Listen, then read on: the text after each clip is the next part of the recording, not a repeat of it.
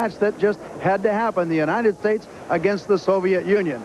And the Soviet Union won the Olympic gold medal in 1980 in Moscow in an Olympics boycotted by the United States. And as we all know, in 1984 in Los Angeles, it was the United States, the gold medal winner, but boycotted by the Soviet Union. Really, though, since 1977, the Soviet Union has dominated the sport of volleyball, winning world championships and World Cups, and of course the Olympics and all kinds of other competitions along the way. However, recently, the United States has come on strong.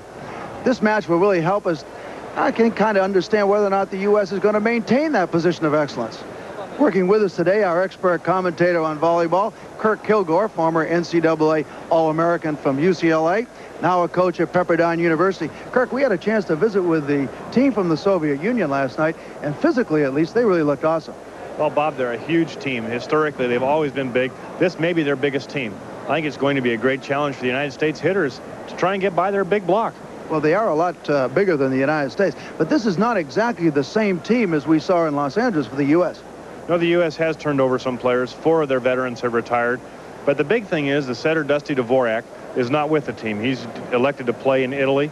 We're going to see a young setter, Jeff Stork, from Pepperdine University, in his place. He's only been with the team 2 weeks. Well, a lot of pressure on young Stork, but how about Timmons of the United States? Well, that's the other big player that's missing for the United States, Steve Timmons. Big middle blocker was a key to the United States' resurgence in the last couple of years. Hits out of the back row. They're going to miss his attack and his blocking in the front row. Okay, Timmons, for those of you who may not have read it, injured his knee in Korea just 2 weeks ago and is out for a whole year, and that's really a setback for the United States. Both teams, though, really want to win this match very badly. It should be a good one. Okay, let's check the starting lineups. First, the Soviet Union. Key men to watch: number 2, Zaitsev, the setter, two-time Olympian. The oldest man on the court, 32 years old. Also number 3, Alexander Savin, another two-time Olympian, the big hitter. And this team averages 6 foot 6 inches in height. And for the United States, number 7, Craig Buck, 6 foot 8 inches. The U.S. team needs to have a big day from him against the large Soviet blocks. And number 9, Mike Dodd, a newcomer, really the replacement for the injured Steve Timmons. And number 10, Jeff Stork, a lot of pressure on him. The new setter, as we said, only on the team for 2 weeks. And number 12, Aldis Berzins, very versatile, great defensive skills. And number 13, Pat Powers, so much a part of the offense in the L.A. Olympics.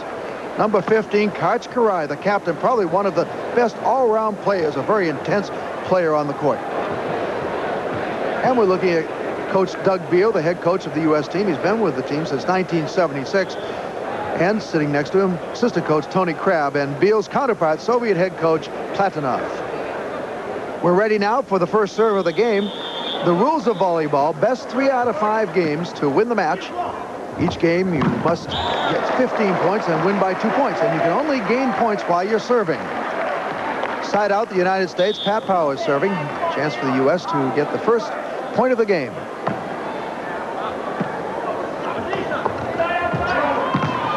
Good block by the United States, and the United States takes the initial lead 1-0. Out of an 8-team round-robin tournament here.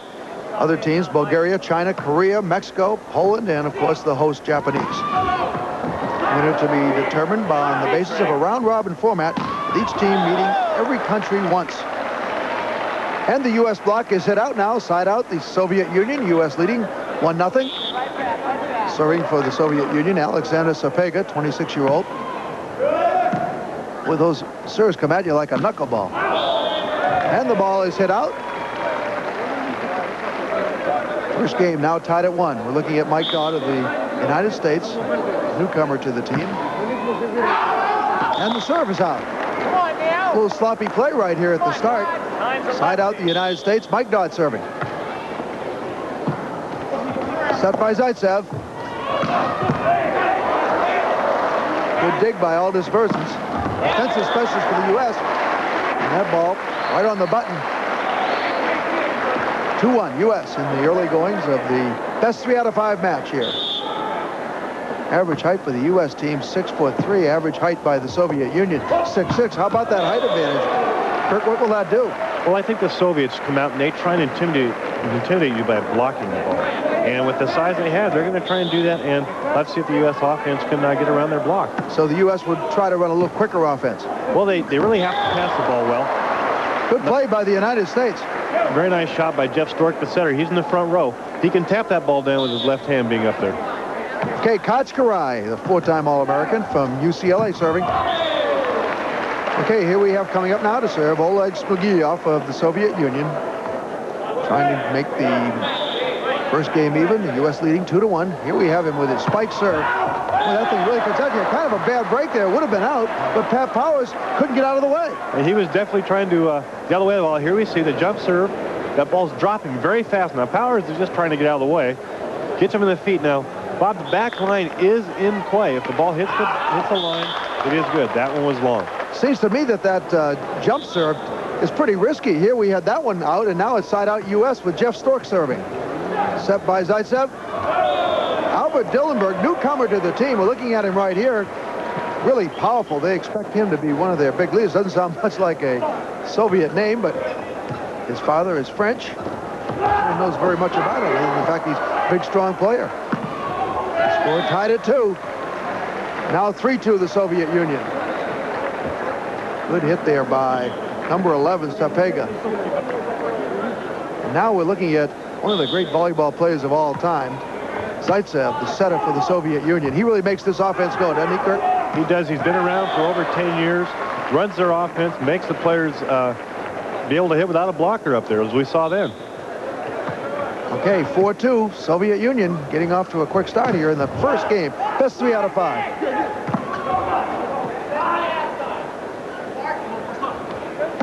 Kaczkarai.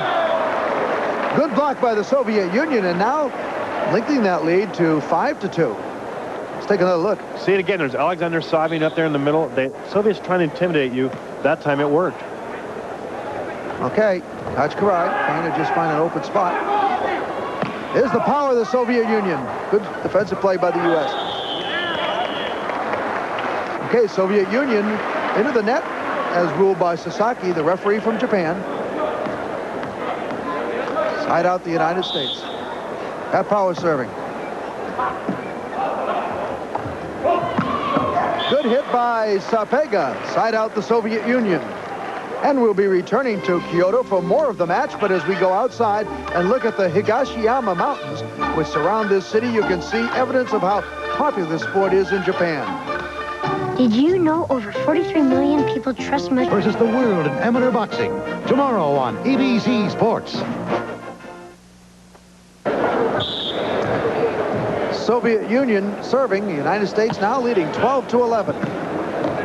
Service recession by Berzins. Hit from the outside by Pat Powers. And there's the man that was so outstanding for the United States in the Olympics and seems to still be great power hitter from the outside. As we can see in this replay, Powers goes over the top from the deep court again. He was a great hitter for the U.S. team in the Olympics, and he's continuing now. 6'9", Craig Buck in for the United States for Saunders.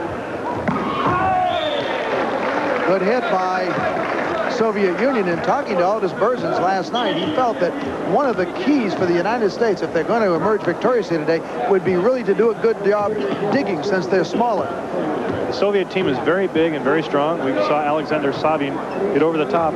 They can all hit high. The U.S. has to dig. Okay, here we have Savin serving. Set by Stork to the outside. Kaczkarai. Mike Dodd on a high set. Kaczkarai again. Blocked out of bounds. Side out, U.S. Bob, the U.S. has to feel pretty good about this match so far. After a slow start, they've come back and taken the lead. A lot due to this man, Kaczkarai from Santa Barbara, California. Quick set by the Soviet Union. Give you an example of their power right there and their intricate offense. See how high he hit that ball, way over the top of the net and straight down. Dillenberg. Doesn't sound Russian to me. Here is the big, powerful hitter for the Soviet Union, Shurikin. We can notice by his left hand has been injured, but he is a right-handed hitter, so that shouldn't bother him very much, but he is powerful. Surprisingly, he hasn't been in the game before. Ace serve. Spike serve. Bob, what happened there? The lineman called that ball out. I thought it was good, and the umpire, the referee, overruled him, and the ball was in. Well, at any rate, the match is now tied at 12.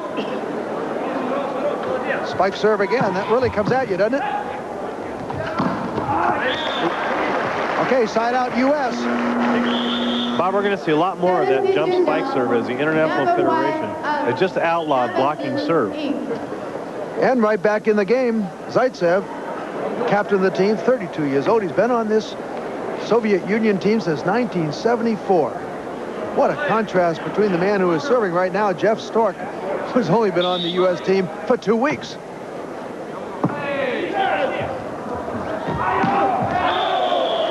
That one looked out, but U.S. was in the net. The referee saw the U.S. in the net. You may not touch the net at any time during the play. okay, here we have number 10. Sorokilet serving for the Soviet Union. Second option. Side out U.S. Game tied at 12. Craig Buck serving for the United States from Tarzana, California. Graduate of Pepperdine.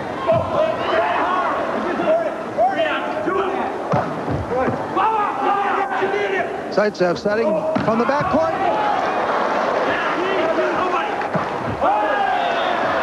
Ball is hit out. Side out. Soviet Union. This match has really gone back and forth ever since the United States pulled even in this latter part of the game. Pat Powers was tipped by the Soviet Union. Side out U.S. Aldous Berzin serving from Kenneth Square, Pennsylvania. Good serve by Berzins. And Bob, one of the reasons Aldous Berzins plays in that U.S. team, he passes a lot of balls, plays defense, and serves very tough. U.S. Volleyball Player of the Year in 1983. United States leading 13-12. Side out Soviet Union. Zaitsev serving. That was Alexander A.Savina on the hit.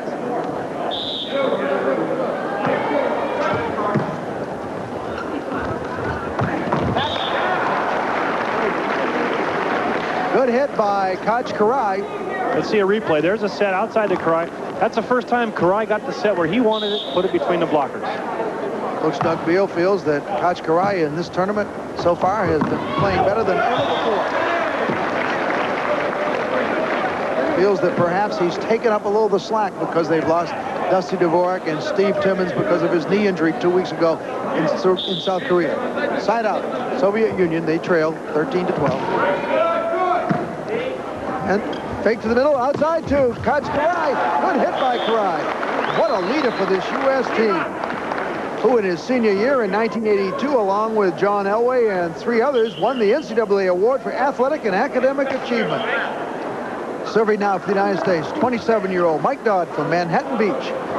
Bob, Mike's not a new player on this team. He was a starter 2 years ago before he decided to go to Italy and play. A welcome addition right now, though, on the U.S. team with the injury to Steve Timmons, also a good 2-man beach volleyball player.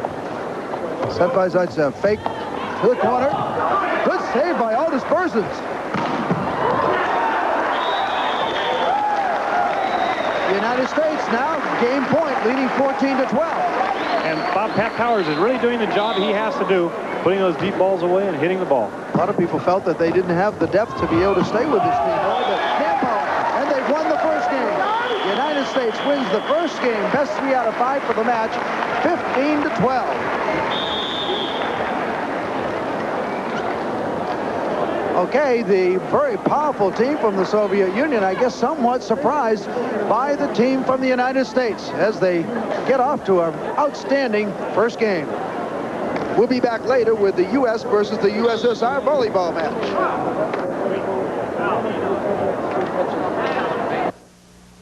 I'm starved. National men's volleyball match between the United States, the reigning Olympic champions, and the perennial world power, the Soviet Union. The U.S. won the first 2 games, but the Soviets came back to win game number 3. Mike Dodd serving for the United States, number 9. They trail 12-8. And this is the 4th game, leading still 2-1, but really kind of need to put on a spurt here to pull this out. I think if this went to 5, they might be in some trouble. Well, I think it would favor the Soviet Union. They have a lot more experience on the floor. And we've seen this U.S. team. They came back in the first 2 games. I think if they're going to win this match, they must come back now and win this game. Well, we can see some of the awesome power that they have right there. Man who made that hit, Sapega, now serving. Aldous Berzins. U.S. into the net. Let's take a look at it in a replay. You see the set. The setter jump sets the ball.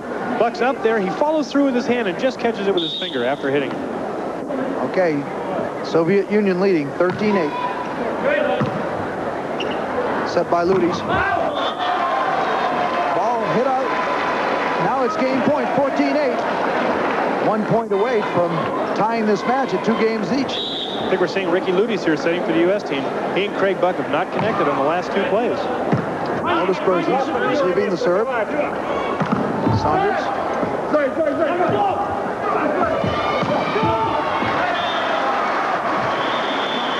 for the Soviet Union. They win the 4th game 15-8. This match is all tied up. 2 games each. And it's timeout on the court. And we'll be going to the 5th and decisive game of this match between the United States and the Soviet Union. But as the teams get ready, let's take a look at Kyoto. Looking down from the Higashiyama Mountains in the year 794, Emperor Kamu surveyed a valley which he said would be a great natural fortress, and thus was founded the imperial capital of Japan. It was named Kyoto, or capital of capitals. And nearly 1,300 years later, its palaces, shrines, and pagodas still inspire reverence. These monuments of the past have been preserved in Kyoto, which was spared the ravages of World War II bombing. The city itself is a textbook of Japanese culture, from the tea ceremonies to the temple architecture, and from the festivals to the Zen gardens.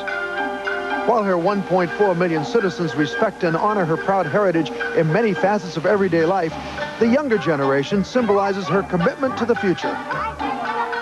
It's a great place to sightsee, with a smile and a wave the rule rather than the exception, for kids of all ages, including the biggest kid of all, I guess. And with the match tied at 2 games each, we're back for the 5th and deciding game. Here we have Aldous Berzins serving. The United States, set by Zaitsev. And a good placement by Zaitsev. The rules: you must win, as we have said, 3 out of 5 to win the match.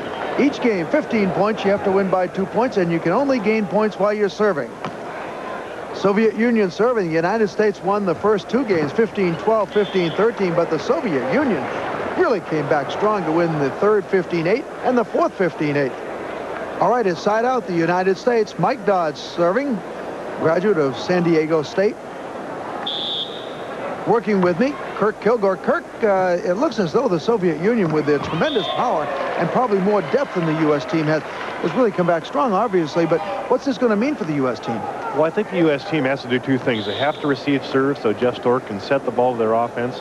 And they also have to find a way to stop Vladimir Shurikin, who's just been awesome in this match. Shurikin, number 5, came off the bench and has been outstanding. As they take just a moment here to wipe the perspiration off the floor. Score is 1-0 Soviet Union. Alexander Savin, number 3, serving. Outside to Kachkarai. Good save by Aldous Berzins. Good save by the Soviet Union. U.S. continues to go to Karai on the outside with their sets. Powers from the other side. I think Stork's got to find a way to get to Buck in the middle to help his outside hitters more. Outside by Craig Buck, so it is point for the Soviet Union. Here we get to see Buck. He's up in the air. His hands didn't get over. You see his left hand never got over the net.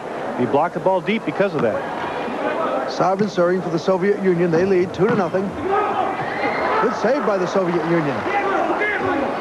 Shurikin again. What power. Good save. 3-0 Soviet Union. Shurikin, the man they continue to go to here, really putting the pressure on the United States. Imagine. Union serving, leading 11-7. The United States won the first 2 games. There's a nice Soviet Union came back and won the next 2. Nice put away by Mike Dodd. The U.S. needed that. Good jump set by Jeff Stork. Looking at Coach Doug Beal, who will be leaving the U.S. program as the coach, only to become the national director. His job will be taken over this spring by Mark Dunphy. Marv is now the head coach of Pepperdine University. We're looking at Pat Powers. United States gained a point there, 11-8. They need to get back in this match. What a confrontation this has been. Great power by the Soviet Union. Bob, and there's the main reason. Vladimir Surikin, number 5. Tremendous power. They've been going to him every time. The setter Zaitsev smartly going to him. He's putting every ball away. Okay, you can only gain points while you're serving in volleyball. Aldous Berzins. Saved by the Kachkarai. Side out U.S. Nice set by Jeff Stork. He's a new setter, and they've only been with the team 2 weeks. Nice set outside to Karshkarai, who put the ball away. And we have Eric Wirtz coming in for Mike Dodd. Eric Wirtz will probably only be in there a few plays just to play in the backcourt. Here, Coach Doug Beal hopes that Wirtz can get a tough serve, maybe dig a ball and get him back in this game. Bob, they came back the first 2 games. Good serve right there. Might have been a good substitution. Kachkarai from the outside. So the United States coming back now. 11-9 Soviet Union, and this is the 5th and deciding game.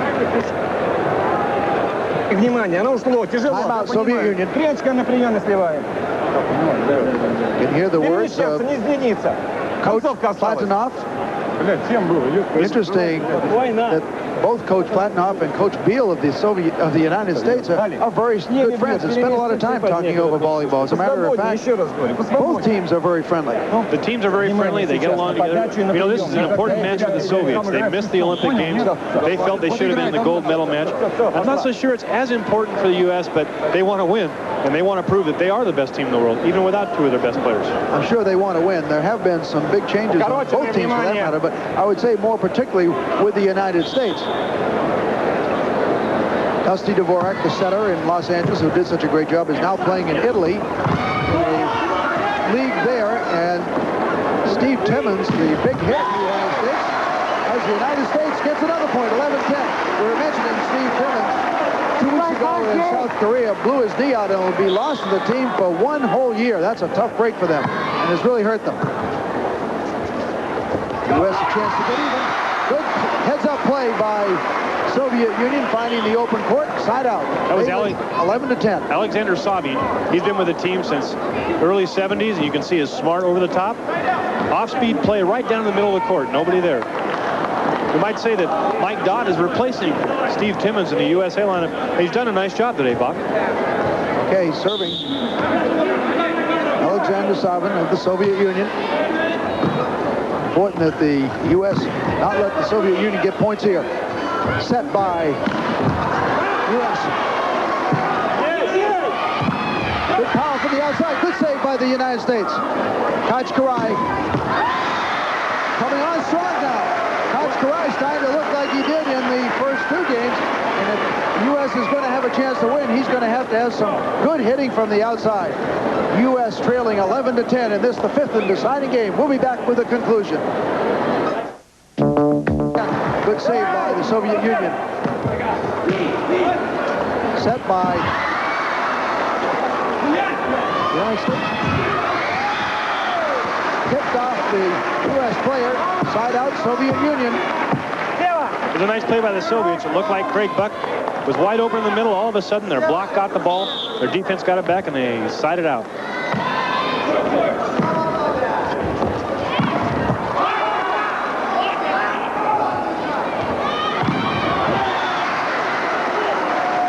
Side out, U.S. Bob, that's a big block for the USA. They needed to stop the Soviets from scoring. They did. Jeff Stork's back to serve. If you've just joined us, Jeff Stork has only been with the team 2 weeks. He's the setter. He puts the ball in play for the hitters. He's replaced Dusty Dvorak, who is not here playing in Italy. It's been kind of tough on him, a lot of pressure, the inexperience, and trying to get the timing down. What effect has that had tonight? Well, it's had a great effect. I think he's come back and has said very well. He hasn't got a lot of experience with this team. He was a great college player at Pepperdine, and it's showing that he's been well trained and he's playing well. Okay, Soviet Union serving, leading 11-10.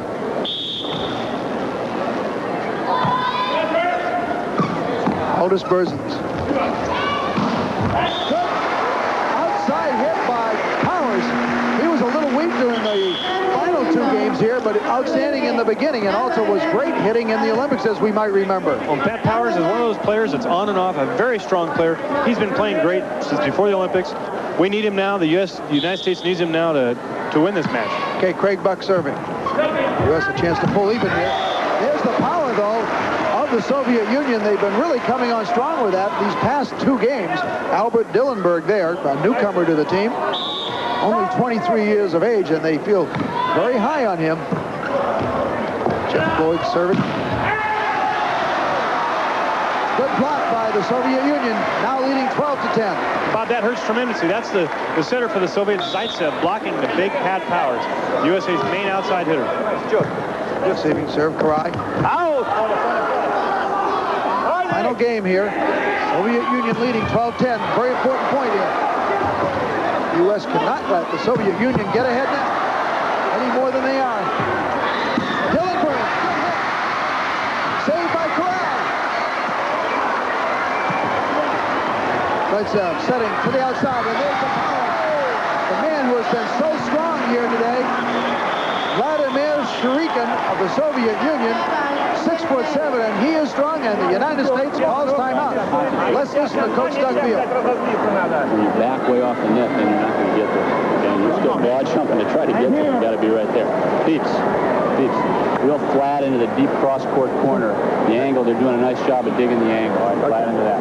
Nice playing, you guys. Keep listening. Inside out. Keep listening. When Stork screams for that ball, okay? Let him go, okay? Come on. In this game. Hey, USA. You can hear Coach Beal telling Pat Powers to hit the ball, not so sharp, more into the corners, because the Soviets are digging that cross-court to get a put-away. By digging, we mean they're getting down and getting low and really getting good defensively. Something the U.S. has played very well tonight. However, the Soviet Union is doing everything well right now. They are, and they're in control of this match.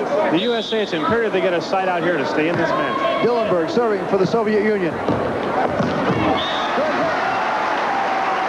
Mike Dodd of the United States, right in the middle. You can see Doug Beal looks a little concerned. I think he feels he got to score here. Need a tough serve from all his Berzins. Substitution. Dillenberg coming out, being replaced by Pavel Shalivanov, 32-year-old veteran of the Soviet Union, who told us last night that this might be his final trip. So he would love to go out with a win.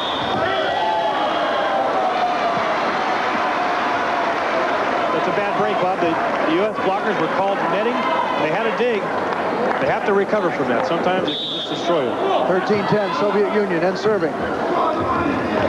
Koch Karai from the outside. Good hit by Karai. Four-time All-American from UCLA. Once again, if you've just joined us, you can only gain points in volleyball while you're serving. Pat Powers serving for the United States. A chance now to get a couple of much-needed points. Karai. Blocked out of bounds. Point for the U.S. Now trailing 13-11. Jeff Stork wisely is going to Karsh Karai every time he can. He's the man that's kept him in this match, and he's going to try and win it for him. Powers serving, hoping to bring this match closer to even. Zaitsev. Shurikin again. Side out, U.S. USA. Vladimir Shurikin, number 5, has been outstanding all night. We have substitution now. Dave Saunders coming in for Pat Powers of the United States. They bring in Saunders back there to get some defense out of the back row. Hopefully he can take the ball. That's Karai. Good save by the U.S. Saunders. Karai again.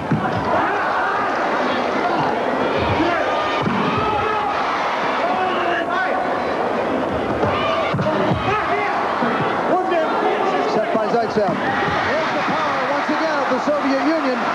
They've come on strong in the last 3 games. That was Alexander Savin. 27, been on the team since 1976. We saw Zaitsev, the Soviet center, moving the ball to 2 different hitters for a put away and a point. Okay, we have match point, 14-11.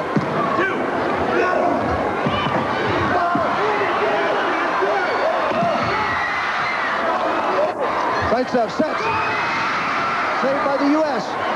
That's Karai. Good save by the Soviet Union. Good save by Dave Saunders. Great butt. Match is won by the Soviet Union. They lost the first game 15-12. They lost the second game 15-13. Then they came back. to win 15-8, 15-8, and have now won the fifth and deciding game, 15-11. Kirk, this was a big win for the Soviet Union, obviously. What does it mean now for the U.S.? Well, I think the U.S. can't be completely disappointed in this match. They had two big changes from the Olympic Games. The Soviet came here with their Olympic team intact. I think the U.S. With the situation, the change of players, Stork in for Dusty Dvorak and Mike Dodd in for Steve Timmons, they can't feel awfully bad about this match. On the other hand, this was a great match, a great win for the Soviet Union. They have a very powerful team. They came in here. They kind of ended up in those final three games doing what they do best, and that's just overpowering everybody. Once again, the United States came on to win the first two games, 15-12, 15-13. The Soviet Union came back to win the next three in rather convincing fashion. It was a great match. Bob Beatty for Kirk Kilgore. That's it from Kyoto, Japan. Over the city which bears his name. Leningrad, once known as St. Petersburg, is the second city of the Soviet Union. It's an area dominated, ironically, by architectural opulence, the most notable example of which is the Hermitage Museum, once the winter palace of the Tsars, and site of a critical confrontation during the Bolshevik Revolution. In this city of 5 million, national volleyball teams from the United States and the Soviet Union exchange gifts prior to their meeting in a best 3 out of 5 match. The American team is still riding the waves of exultation which have followed them in the wake of their Olympic gold medal winning effort in Los Angeles last summer. The Soviets were absent from the games, of course, but these two teams did meet last November in Kyoto, Japan. The Americans jumped out to a quick 2-0 lead, but the Soviets displayed tenacity, winning the next 3 games and the match. And now the rivalry is renewed in this foreboding setting. An arena on the northern banks of the Neva River in the northwestern corner of the Union of Soviet Socialist Republics. From Yubileyny Stadium in Leningrad in the Soviet Union, welcome to international volleyball competition between teams from the United States of America and the USSR. Good afternoon, everybody. I'm Vern Lundquist. Anytime sport takes on an international dimension, the fervor is heightened and the anticipation is enhanced. That is particularly the case when those teams involve the United States and the USSR. Working as our expert analyst today is Chris Marlowe, the captain of our gold medal winning Olympic volleyball team. Chris, you've played in this kind of match, and there really is a special feeling. Well, it's a very, very special feeling anytime you go up against the Soviet Union, because they're just not like any other team. I know that as a player, when I would walk out onto the floor and I would listen to the national anthem, I knew that I was not only representing my country, but I knew that I had to be at my best. These two teams did not meet in the Olympics, of course. They did play in Kyoto, Japan last November. The USSR won. That must have been a little disappointing. Well, it was a very big disappointment for the United States team, simply because they were a team in transition. They were missing 7 players from the 1984 Olympic team. 4 had retired, 2 were injured, and 1 had gone to Europe, and they were not prepared. But now it's a little different. It's 8 months later. They've replaced the retired players with young up-and-coming collegiate stars. The 2 other players have recovered, and they're healthy, and they really feel like they're going to be able to display their best talents today. And that transition is now complete because they've added a new coach, Marv Dunphy, to replace the sometimes controversial Doug Beal. I call him the always controversial Doug Beal, but it's true. Doug won a gold medal, and now it's up to Marv to carry on that torch. And it'll be interesting to see if his low-key style will be able to push this team on to a repeat gold medal in Seoul, Korea. Well, we can promise you this as you wait for that. In just a moment, the best 2 men's volleyball teams in the world will compete. CBS Sports presents International Volleyball. The United States versus the Soviet Union via satellite from Leningrad. This CBS Sports special is sponsored by Subaru, inexpensive and built to stay that way. Sure, you can raise your hand if you're sure, because Sure antiperspirant helps keep you dry. And by Bud Light. Everything else is just a light. California beaches in this corner of the world, but they do play volleyball by the water on the banks of the river that bisects Leningrad. Volleyball has achieved enormous popularity in the Soviet Union, and the national team has been dominant in the world for the past 12 years. Chris Marlowe talked with some American players about them. Is there a difference playing against the Soviets as opposed to playing against, say, Brazil or another team? There's a big difference playing against the Soviet Union because they're regarded as one of the powers in volleyball and have been for the past 10 years. And what can I say? They're the best. They're the team we like to beat. Really have a mutual respect. These two teams pretty much know that they're the cream of the crop. U.S. and Soviet Union are probably the top two teams in the world. They apologize for not being able to come to Los Angeles, and we apologize for not being able to come to Moscow. And, you know, like I said, the feeling between the two teams is very, very, very friendly. But on the court, we hate everybody, you know, we hate ourselves, and so it's going to be a battle royale cage match. A battle royale indeed as the Soviet Union hosts the team from the United States of America. Let's pick up the call in game 1 with the United States leading 13-10. That's 8 straight points scored by the United States. What a comeback from being down 5-10, and the United States will serve. Salmons will put the ball into play. This is Steve Salmons with the service. Pachenko with the return of service, and Smugalev, a 6'7" surprise starter, with the kill down the pipe. Smugalev has been doing a lot of damage, hitting the combination. Coach Platonov happy with Smugalev's play. Now Alexander Savin to serve for the USSR. This is Jeff Stork with the quick set. Craig Buck, the block by the Soviet Union, the dig by Zaitsev, the setter. And Smugalev again. Great save by the U.S. Ball tipped deep. Zaitsev with the set. He's 33 years of age. And that is off the block, out of bounds. And that's a point for the Soviet Union. Smugalev just everywhere, getting set a lot. He's a big left-handed player. Sometimes left-handers are more difficult to stop than right-handers because you don't see him quite as often. Alexander Savin with the service. Perhaps the best player in the world over the last 8 years. Garay with the block at the net. That's what the Soviets do best. Blocking at the net. That is their strength. And the United States starting to lose a little momentum as Alexander Savin serves. U.S. had trailed 5-10, had scored 8 straight points, but now it's 13-12. The United States still leading. And a great dig deep in the backcourt. Smugalev. Great play by Garay. Getting up. That just shows what kind of athletic ability Karch Garay has. Savin trying to figure out where that ball came from. Karch Garay has a 40-inch jump, and he can jump from a standing position, which is really amazing for a volleyball player. He also took part in the Superstars, Chris. Well, originally he wasn't invited to take part, but they couldn't use Greg Louganis. Louganis couldn't go, so they decided to insert a volleyball player to round out the field, and Karch won the volleyball competition, won the Superstars, and then placed second in the overall to Mark Gastineau. Off the block, out, side out, USSR. So the opportunity to really gain ground goes awry. Alexander Sorkolet, number 10. He's 6'5" and one of the shorter of the Soviet team. Here comes the power serve by Smugalev. Out. Side out, USA. That's so one of the problems with that jump power serve, as in the Olympics with the Brazilians, it's effective when it goes in, but it can hurt you when it goes out. This the first game in a best-of-5 match in Leningrad. Smugalev again. Smugalev for Azar, he's just playing out of his mind. He's been a very consistent player inconsistent player the last 3 years, and it's this kind of consistency that their coaches are really looking for. Looks like a gigantic Omar Sharif. Zhivago. Second option. Great save by the Soviets. Smugalev again on the defense. Stork with the set. Outside. Blocked. Looked like it went out of bounds. Should be. Side out, United States. Oh, wait a second. Now, Berzes is claiming that the ball went off the block out of bounds. The Soviet referee is claiming that the ball hit the antenna, was outside. The American umpire is saying that the Soviet player hit the net. Karch Garay is saying there was a touch.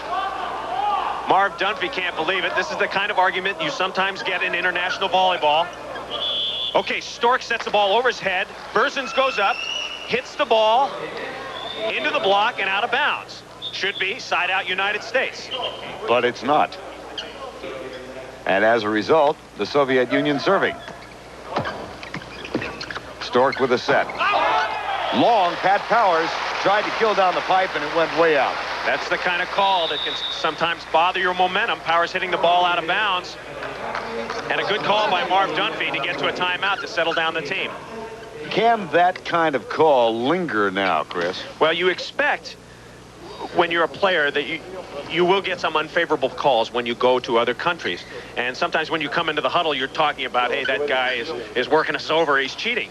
And it's up to the coach to kind of calm them down and get their minds back on volleyball, getting a side out. And Marv Dunphy is very good at doing that. Marv Dunphy has concluded his conversation, and Vyacheslav Platonov, the USSR coach, must be pleased with his team's comeback now. They were down 13-10. They have tied it up at 13-13.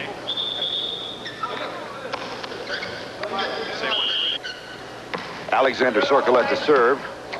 Stork sets it up for Craig Buck. Side out United States. 13-13. I think that's what the United States needs to do more is feed that middle. Buck hitting well. Put that ball away. Now Buck to serve. Score tied at 13. Savin with the pass. Great up by Stork. Powers. Conversions for the United States. Now Zaitsev with the set. Sorkolet rejected, out of bounds, side out, USSR. And the score stays at 13-13. Chris, it has been a game of surging emotion, as volleyball so often is.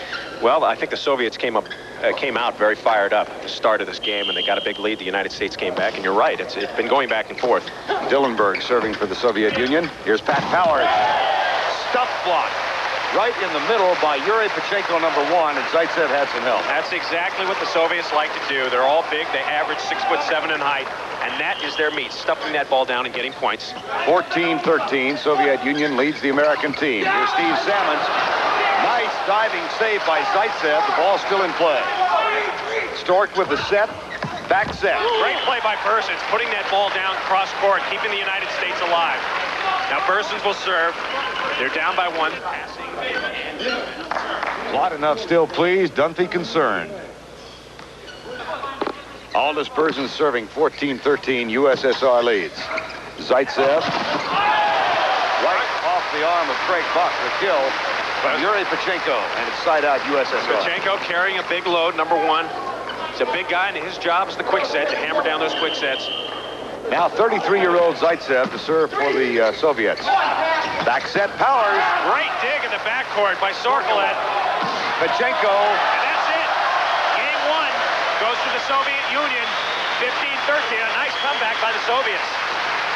As you said, Chris, they were down 10-13. They scored the last 5 points of the first game of the match. Great defensive plays. Sorkolet digging Powers one-on-one, and there's not many players in the world that can do that. Heartbreak for the United States team in Game 1, but this is a best-of-5 series, and we'll be back with more right after this message. Jubileeny Stadium in Leningrad in the Soviet Union. A tough loss for the United States in Game 1. They lose 13-15, and they really seemed, Chris, to play uninspired in spurts in the second game. They got off to a bad start, Vern, and then they made a nice little comeback, but you know, you can't expect to win games, you know, when stuff like this happens. I mean, Powers serves into the net. Then Timmons goes back and knows that Powers just served into the net. He's going to get it in, right? No, he serves it into the net. Now everybody's yelling and screaming at him, so Karch Karai gets up. He's going to try to get one in. Bang, right into the middle of the net. That's 3 in a row. Can they make it 4? And now Jeff Stork, everybody's going, just get it in, please, get it in. And he serves into the net. And you can't say that the United States didn't have their chances in Game 2. They should have won that game. But they did not. They lost it 15-12 and now trailed 2-0. Playing in Leningrad, down 2-0, the United States suddenly found spark in Game 3. And the Soviets looked a little bit confused. As a matter of fact, the game ended, Chris, in what you call the campfire defense. Well, campfire defense is the worst defense you can play. The legal definition is everybody standing around watching. That's the campfire. And here is the final point of Game 3, a game dominated by the Americans. A good crank, a great dig by the United States. Now watch them set up the campfire. Okay, circle the wagons, boys. Yo, right in the middle of the campfire. Everybody's standing around watching. Well, there were smiles as the United States team staved off elimination. They won Game 3, 15-8. In Game 4, a couple of key substitutions sparked the United States team to the win. The first was Steve Timmons. Steve Timmons was a key member of our 1984 Olympic team, and he's been hampered by injuries, especially a major knee surgery. He's coming back now, and he's regaining the form that made him one of the top power spikers in the world, putting that ball away and giving the U.S. a lift in Game 4. Marv Dunphy also decided to take Pat Powers out of the lineup, and he brought in Dave Saunders. This guy is a great emotional player. He's got a great serve. He talks it up. He gets everybody going, and he really made a difference. And on the outside, he's got unlimited heat, as I call it, blasting through the block and down, and he really was the big difference in Game 4. It was the combination of Saunders and Timmons who collaborated to lead the United States to a 15-9 win. And that means that Game 5 is coming up. And Chris Marlowe back in Leningrad for Game 5 between the USA and the USSR. They are tied at 2. These are not only the two best volleyball teams, they feature two of the best players in the world. Here's the man, Alexander Savin, the best player in the world since 1977. He was named to the all-world first team in 1978 and 1982, and he has a 42-inch vertical, which really helps him on spikes like that. But this is where he really earns his rubles, blocking at the net. You watch him go up, pike, and stuff the ball back, and gain a point for the Soviets. And the heir apparent, Karch Karai. Well, Karch is the United States' best player, and he is coming right up on Savin because he can do so much. He's a great all-around player. He can pass, and his 40-inch vertical allows him to get over the net and stuff block. And he's also a great outside hitter. Despite being only 6'3", he can really hammer it, especially in crunch time.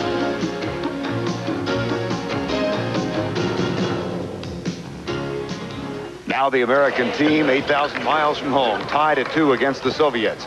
In May of 1984, many of these same players came to the Soviet Union.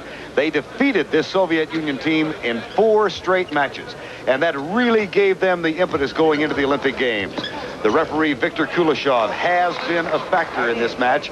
Will he be in Game 5? The Soviet Union coach, Platonov, he's been there for many, many years. His counterpart for the United States, Marv Dunphy, has not. He just took over this team in the spring, having coached Pepperdine to the NCAA championship. Dunphy getting a bitter taste, but a lovely taste right now of international competition. Game 5, Chris, it's all on the line right here. Anytime you get to a climactic 5th game in international volleyball, anything can happen. The Soviets won the first 2, we won the next 2. There's really no momentum. It's a brand new start. It's one game for all the marbles, and this is it. Berzins with a serve. Zaitsev with a set. Tipped up by Stork. Back set. Here's Timmons. Tries the cross-court kill. It won't go. Important for the United States. Get off to a good start. Of course, it's also important for the Soviet Union to get off to a good start, so they get the first side out. Zaitsev serving for the Soviet Union. Jeff Stork with the set. Pat Powers has it blocked by Yuri Pachenko.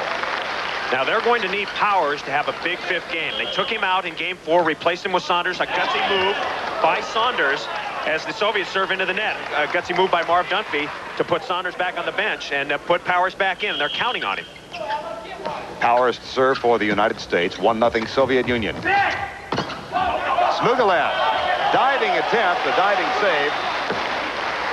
And once again, the tall figure of Oleg Smugalev. There's Craig Buck, who is playing with the remnants of an ankle injury. 3 weeks ago on a domestic tour, he injured it, but he's back pretty much at full strength now.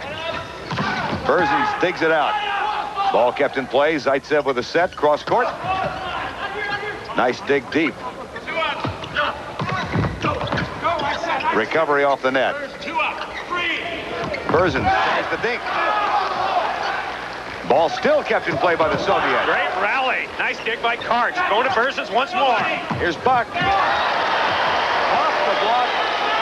Side out USA. Nice play by 28-year-old Aldis Berzins. Taking a little rest. Aldis Berzins been on the team since 1977. Oldest member of the team in terms of longevity as we look at Jeff Stork going to serve. And he's one of the newest members of this team, Jeff Stork, wearing Chris Marlowe's old number 10, as a matter of fact. Stork replaced Dusty Dvorak at center, and Dvorak is one of the best 3 in the world. Zaitsev, perhaps the best in the world. Excellent block at the net. Pat Powers getting over the net, stuffing the ball down, and when you see Pat Powers smile, that's always a good sign. Now watch the block form here. Powers goes up, stuffs it over the coverage and down. Not a bad place. He liked that. Stork again. Net. Side out USSR. Unusual for Jeff to serve the ball into the net. simply because Jeff Stork has one of the better serves on the team, and he's counted on to get points. There's Sorkolet. That's an ace. United States just let that one go. Berzins thought Karch had it. Karch thought Berzins had it. Alexander Sorkolet serving. Great kill at the middle of the net by Craig Buck. Nice to have the big fella in there at 6'8". Puts those quick sets away very easily. One of the stars of the gold medal effort. And the kill from the opposite direction by the USSR. It's called the combination play or second option. Second man coming in, hitting behind the fake as A.Savina goes to serve. This is perhaps the weakest part of his game, is his serve. He's really got a lollipop, easy to pass. A.Savina with a pass. Now Zaitsev. Great dig by Pat Powers to keep it in play for the United States. And here's Powers. Oh, my! Powers out of the back row, putting the facial on Zaitsev.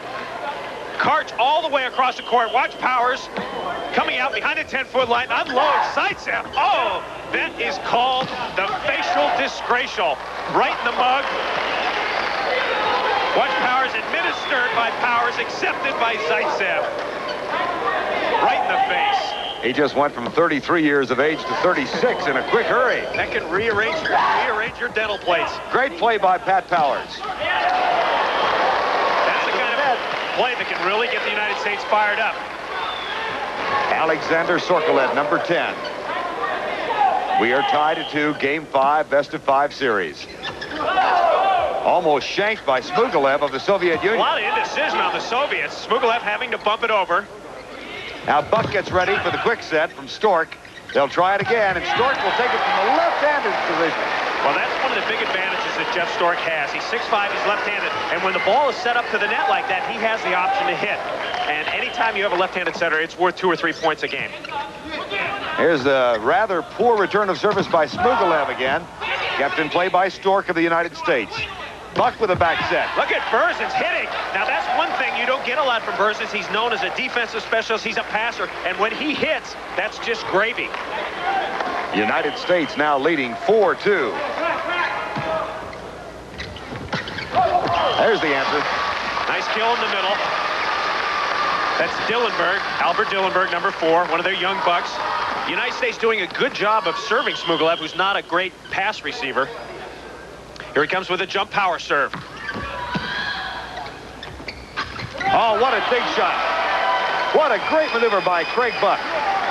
This is a lot like the changeup in baseball. You watch Buck come in, and everybody's expecting a 100-mile-an-hour heater, and he just touches the ball and drops it in. Smart shot by Buck.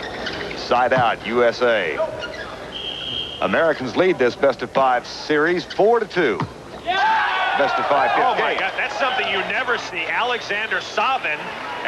The United States fans getting a little fired up when they see that. Alexander A.Savina passing the ball out of bounds, literally. There's a group of 50 American students here in Leningrad. They're cheering the American team on. Back in a moment.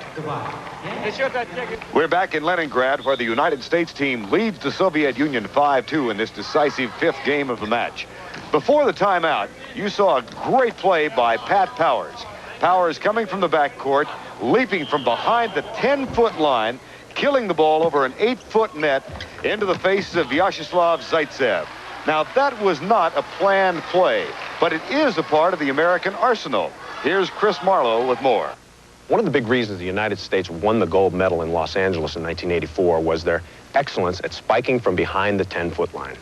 What is the 10-foot line? Well, quite simply, it's a line that designates where players are allowed to spike from.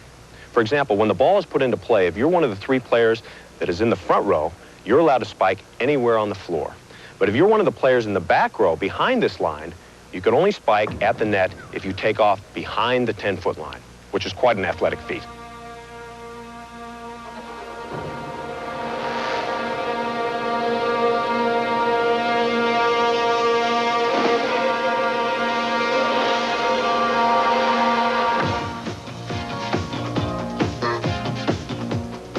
With me is Pat Powers, number 13 of the United States, the best backcourt spiker in the world. Now, this is how the 10-foot line play should work.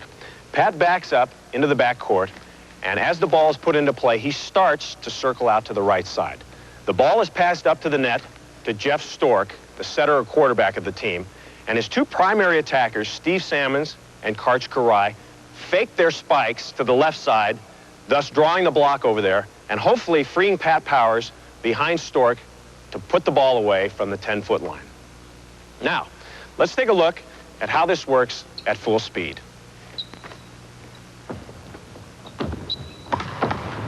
Powers coming through and putting the ball away. With Pat Powers' spectacular ability to hit from behind the 10-foot line, the United States is able to utilize its best spiker at any time. Chris Marlowe said at the outset of Game 5, the United States needed a big game from Pat Powers. They've gotten it so far. United States serving. Whoops. Albert Dillenberg, side out USSR. Nice kill. Little back set. Dillenberg swinging around, hitting from behind. 2 serving 5 now. Decisive 5th game. And that is out. Pat Powers hitting over the block. A little angry with himself. He was open that time. It was a nice set by Stork to isolate him. Remember, you want to get one spiker on one blocker, ideally. They're going to Powers again. And this time it works. Side out USA, Chris. That's something I used to like to do when I was a setter, is go back to a guy if he makes a mistake and give him another chance. And when you got a guy like Pat Powers, you want to go right back to him. Now Craig Buck serving for the United States. U.S. leads 5-3. Zaitsev. Little dig shot in the middle. Nice diving save by the Americans. But the attempted kill is long. Nice defensive play by Buck, but Berzins just ran under it a little, spiked the ball long.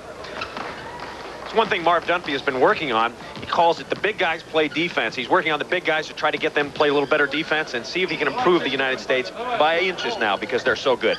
So the hometown of Albert Dillenberg from Leningrad. 10 of the 12 players who are suited up for the USSR are from either Moscow or Leningrad.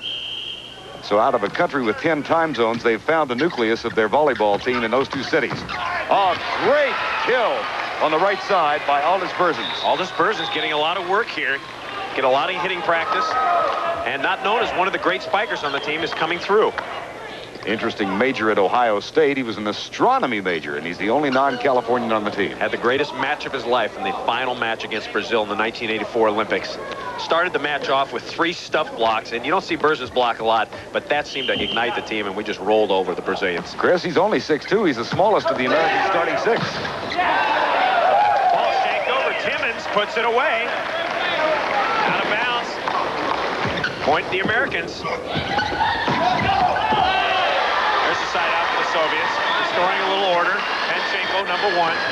That's another of the 6-7 players for the Soviet Union, Yuri Panchenko. I think the United States does give away height in the average here. The Soviets don't have any little guys. There's no such thing as the gutty little guy in the Soviet Union. Well, Zaitsev is the oldest and the smallest, and he's 6'4". And this is Zaitsev serving right now. He's 33 years of age. Karai. Zaitsev with a set. Great take by Craig Buck. Goes up. Just missed. Buck in good position. But the ball passed out. And the Soviets get the ball. That was a point. Remember, you can only score when you serve. Here's Zaitsev with a serve. Karai or Berzins will return. Okay, one thing the Soviets are doing is they're working on Karch Karai as much as possible. Watch Karch go up. They get a solid block on. There's nowhere to go. And Smugalev gets that one and puts it to the floor. But they're serving Karch every time, making him do twice the work and hoping to tire him out. See if that's where Zaitsev goes this time. Every time. They're making him run. And they try and set Karai up again. Dig by the Soviets. Stork back set. Powers. Long and out. Tried to cross-court kill and didn't go. And we're tied 6-6. The United States absolutely cannot win without Powers putting those spikes in. Is that just a matter of timing, Chris? Well, he's just been out of his rhythm so far in the last 2 games, and he hasn't gotten that sting in his spike. There's Karai putting the ball down. But they need Karai and Powers, their 2 primary hitters, to put that ball down for him. Karai, only 24 years of age. Just a marvelous all-round athlete. Here's Pat Powers serving. 4-time All-American at USC. Mercy. Some power from Panchenko. That's the combination play. Panchenko putting some heat on it. Yuri Pachenko, 6'6", 202 pounds. Substitution now for the Soviet Union. Interesting substitution. I thought he would be playing a lot more. Vladimir Skurikin, and he has not played the entire match, and they're bringing him in now. It'd be interesting to see how he plays. He's one of the best spikers in the world. Or at least he used to be. I hear he's in the doghouse, and he's getting a chance right there, and he gets a touch and gets a point. 7-6, the Soviet Union. Part of the crowd gathered here at Jubileyny Stadium, among whom are 50 American students who are spending the summer studying here. And you can bet this American team appreciates their rather vocal support. That's long. That's the power serve. As I said earlier, the danger of that power serve is that it's hard to get in, and very difficult to get in the fifth game when you may be a little tense. Steve Timmons, spark plug of this team. Had a great Olympic games last summer as well. Whoops. Minute you mentioned it, it's into the net. Well, he's been working on that jump serve. He's been working that jump power serve just recently, and he's going to make some errors with it until he feels comfortable. How do you like the haircut? Got the greatest hairdo in the world, however. I call it the landing strip do. There's Karai, right at the feet of Smugalev. Nice touch on the ball by Karai. Karai likes to use that little off-speed cut shot, going right inside the block. USA had a 5-2 lead. That was dissipated, and here's Karai's service. Zaitsev. Dig by Karai in the backcourt. From behind the 10-foot line. There's going to be a net. That's a net. Easy play to call. Ball goes to the United States. Skurikin not getting a lot of heat on his spikes, and the United States is digging him. Wouldn't be surprised to see him go out if he doesn't put a couple balls away here. Well, they're certainly setting him a lot. That was a good spike off the block, out of bounds. Side out, USSR. We mentioned that the Soviets had been the dominant team. As you look at Jeff Stork, the new setter of the American team. The United States defeated the Soviet Union in Mexico City in the games in '68. Until last year, they had never again defeated them. It was a long way until last May of 1984, but the Soviets countered. Smugalev not liking that action. Side out USA. Return of service to Zaitsev. Smugalev in the corner. Was it good? Relentless. Smugalev putting it into the corner, getting the side out. Watch him in the back line, just like Powers, takes off, gets a good broad jump. Now he sees the hole in the American defense. Karai did not rotate over, and he gets the kill. Chris, he weighs 237, too. That's a lot of meat to move around. Got a little beef on him. Spike by Powers is in. Just barely, however. United States gets the side out back. Final game, best-of-5 series from Jubileyny Stadium in Leningrad. Oh, dear. That's the kind of serve you never want to see. When you're standing at the net, if the ball comes and hits you in the head, you know it's no good. USA had that 5-2 lead. Went to 6-6 into the net. Side out USA. Dillenberg. What's good for the West is good for the East. Two serves back-to-back into the net. We are tied at 7-7. Berzins with the service for the Americans. Little dink attempt. Now the set by Powers this time. Stuck block at the net. Side out, USSR. And Pachenko really got up high.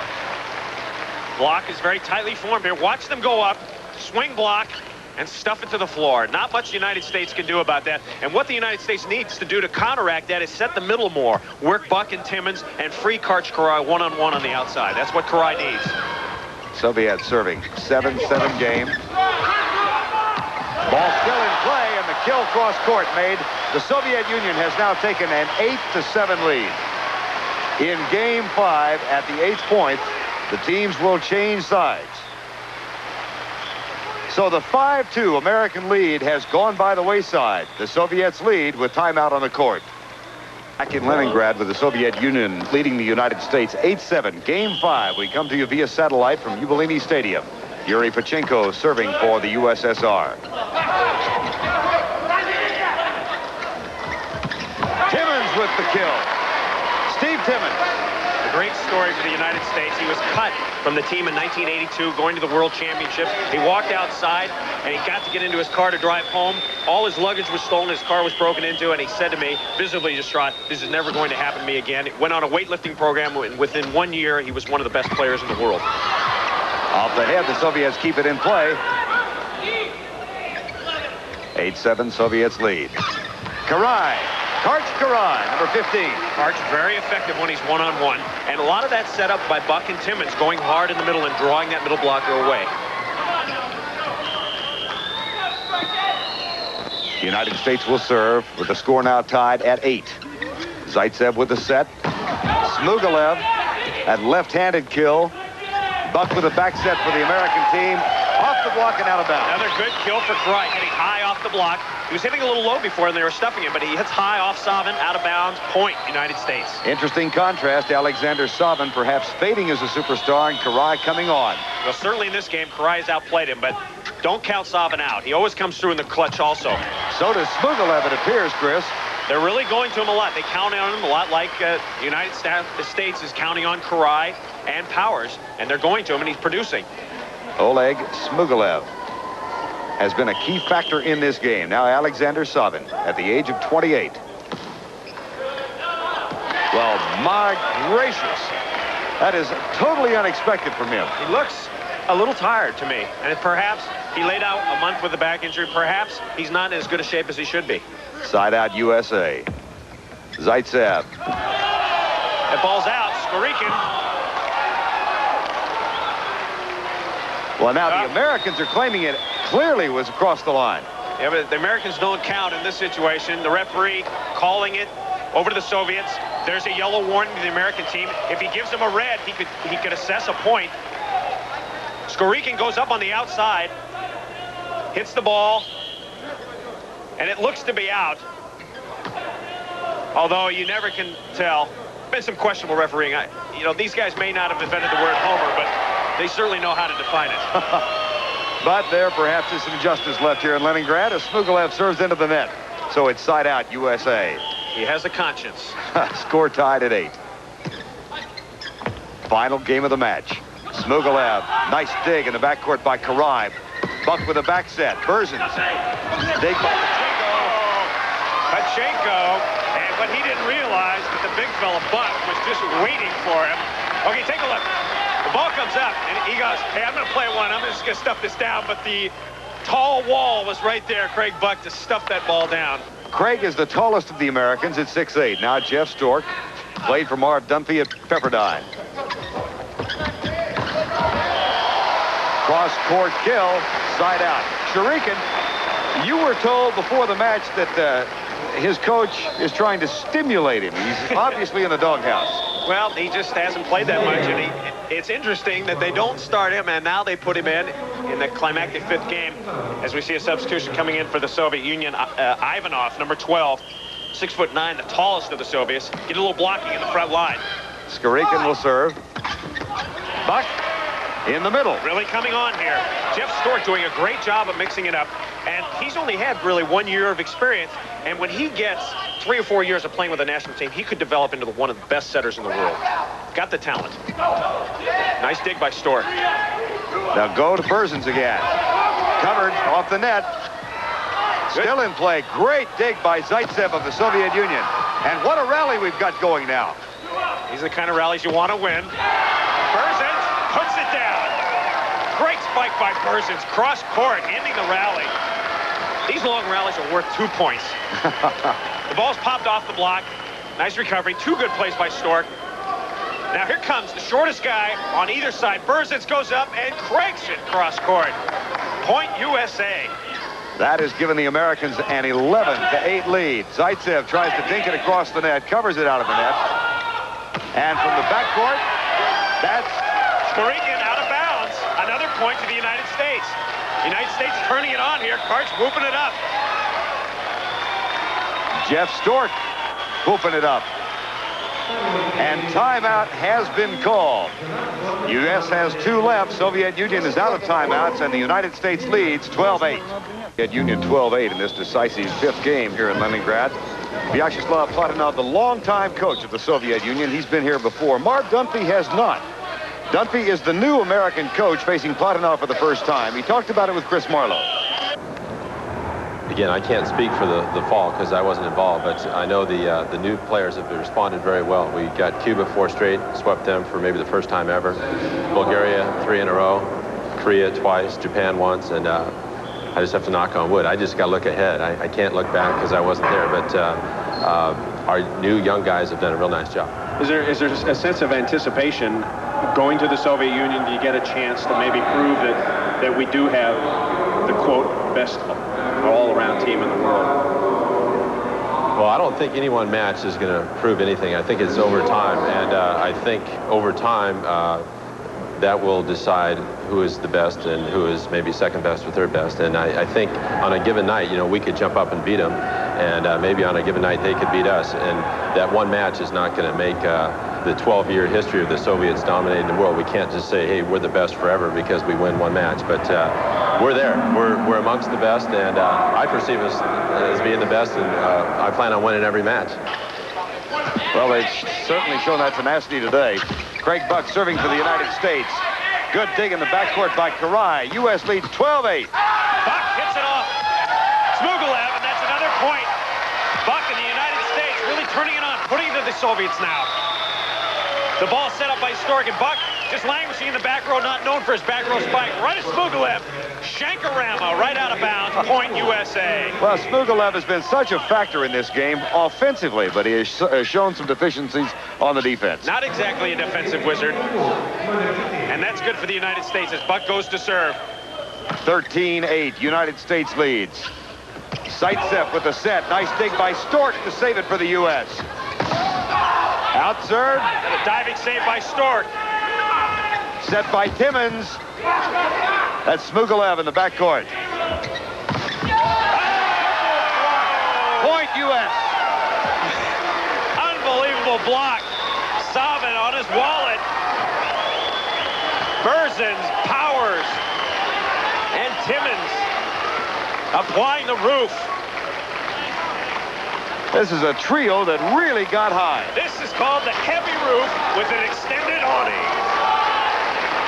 14-8, United States. They lost the first two games. Take a look at it again. Three-man block, just over and down. See ya. And the kid with a helicopter hairdo in the middle made the block. That's Steve Timmons. Now Craig Buck. Point. Match. Zaitsev puts it away for the Soviets. Side out, USSR. Good quick set. Dillenberg to serve. This is Albert Dillenberg of the USSR. 8 serving 14. United States lost the first two games. Can they possibly come back? Not with plays like that. Certainly not the time to serve out, but don't count the Soviets out. They have a tremendous team, and they have made a number of great comebacks over the years from situations just like this. Smugalev on the outside. Side out, USSR. That's Yuri Pachenko. One thing, the United States is going to have to earn a victory. Don't expect the Soviet Union just to give it to them. This will be the old man of the bunch, Vyacheslav Zaitsev, serving. I bet he's glad there's no sixth game.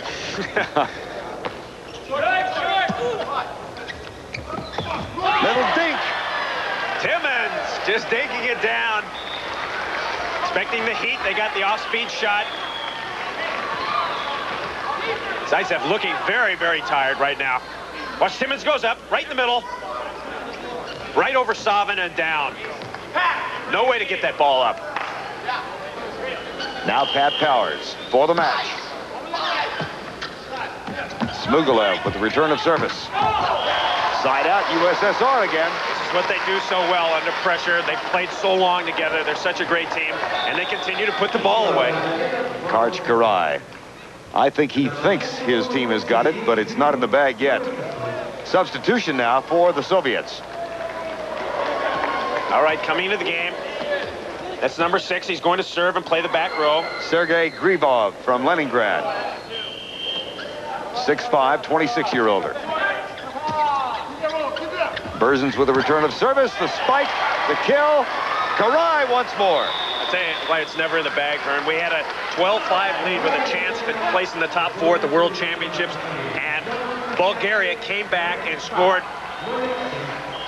8 unanswered and got to 15 and beat us 15-12, thus eliminating us. So it's never over until it's over, and that's it. Karch Karai putting the icing on the cake, and the United States has done it. This is a U.S. bunch that has been on the road for the better part of 4 months. They just came from a week in Cuba. Marv Dunphy's team comes to the Soviet Union before a hostile crowd and a very, very talented Soviet Union team. They lose the first 2 games, come back to win the next 3. The captain, Karch Karai. The scores of the match, 13-15, 12-15, 15-8, 15-9, and 15-8. An amazing win. Just a tremendous win for U.S. volleyball. And if there was any tarnish on the United States gold medals, it's gone now. The last point. The ball is just shanked right over the net. There's Karch waiting for it. Taps it down. And exultation. Second guessers said the U.S. would not have won the gold had the Soviets been in Los Angeles. I don't think they can say that now. Karch tapping it down. And it's almost as if an invisible monkey has been lifted, a burden from their shoulders. It wasn't the Olympics, but it's a great feeling to win against the Soviet Union, in the Soviet Union, with their people officiating the match. It's one of the biggest all-time wins for the United States. And a small number of American fans who were here absolutely loved it. Back in Leningrad in a moment. States of America, the Carrot Top kid, Steve Timmons, serving for the United States. U.S. making a great comeback here in Leningrad. Poor return of service, and Karch Karai at the net tips it away. And the exuberance on the faces and in the gestures of the American youngsters as they defeat the Soviet Union in Leningrad. Now let's go to Chris Marlowe on the court. With me, the very happy coach of the United States, Marv Dunphy, and the extremely happy player and captain, Karch Karai. Well, Marv, it wasn't exactly the 1984 Olympics, but revenge is sweet on the Soviets. I don't look backwards. They got us once after the Olympics, but we were the legitimate gold medal winners, and we played 5 good games and let them off the hook the first 2. We got them good tonight into the Soviet Union. Did the refereeing bother you? Not at all. We just had to keep playing a little bit longer, I guess. Okay, Karch Karai, I know that the refereeing bothers you. Well, you know me. I always get bothered by the referee, but you can use it to your advantage if the adrenaline starts going. One of the great comeback wins for the United States of all time? Well, we kind of got them back because they came back the same way on us in Japan, so now we're even. All right, congratulations. Thanks a lot. I know how it feels. All right. It was a great day for the American volleyball team as they win in the Soviet Union. For Chris Marlowe, I'm Vern Lundquist in Leningrad. Do svidaniya. This CBS Sports Special has been sponsored by Merrill Lynch. More resources, better solutions. They make Merrill Lynch people a breed apart. Allstate for home, auto, business, health, and life. You're in good hands with Allstate. And by light beer from Miller. Everything you've always wanted in a beer, and less.